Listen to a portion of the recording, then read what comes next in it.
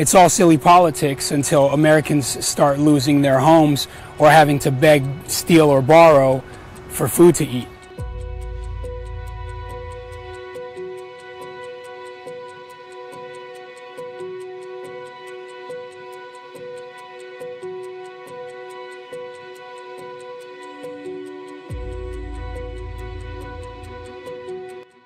Today is Friday, where government employees across the country are supposed to be getting paid, and they're not, because we're still dealing with this government shutdown, which is all over this wall. And the crazy thing about it is we've always had a wall. There has always been a wall separating the United States and Mexico. Our current president just wants this wall to be higher. And most of us already know that raising this wall or making it deeper is not going to stop some of the issues that he's concerned about, whether it's drugs coming into this country, illegal immigration coming into the country. There's better ways to deal with this than to shut down the government, which essentially it's hurting all Americans. And when I say all, it's soon to be all, as we just entered, what is this, the 21st day. So we're now either tied or about to exceed the longest government shutdown in history.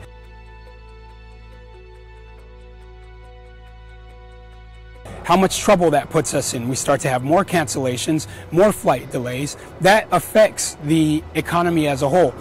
But even aside from that, just think about being a government employee who spent money during the holidays, as we all do. We buy Christmas gifts, holiday gifts for our family members, assuming that, oh, I'll rebound and bounce back financially at the beginning of the year. Well, it's the beginning of the year, and now those people don't have a paycheck. So what soon starts to happen is now those same people without a paycheck start to miss their mortgage payments. Maybe they're unable to pay their rent, and even worse, not able to feed their children, not able to feed themselves without a paycheck.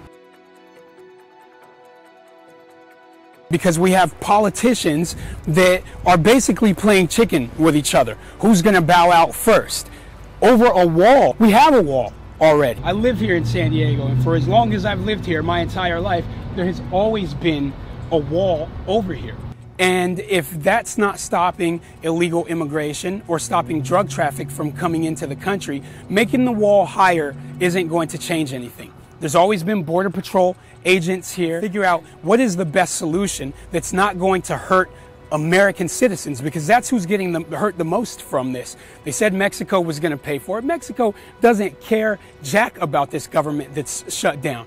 But the people that do care, which are especially the government employees or the people that rely on the government, which we all do technically. I mean, even going to the parks or museum, you know how many of even the restrooms and things are backed up inside the parks without government employees being able to go in and maintain some of these things. So now it affects tourism. So it just blows my mind that we don't have people that are walking out of their jobs right now and going on strike and leading protests to end this shutdown, because we as American citizens are going to be affected by it the most.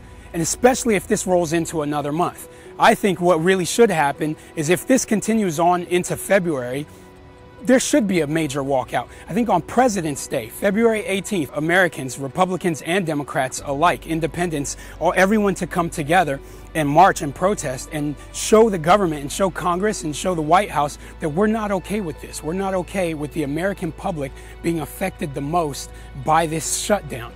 And so they need to figure it out. They need to get it together and figure out how we're going to move forward. So the clock is ticking. Let's see how long Congress and the White House is going to hold out and affect the lives of millions of Americans here in this country, because they can't get it together, because they can't figure it out.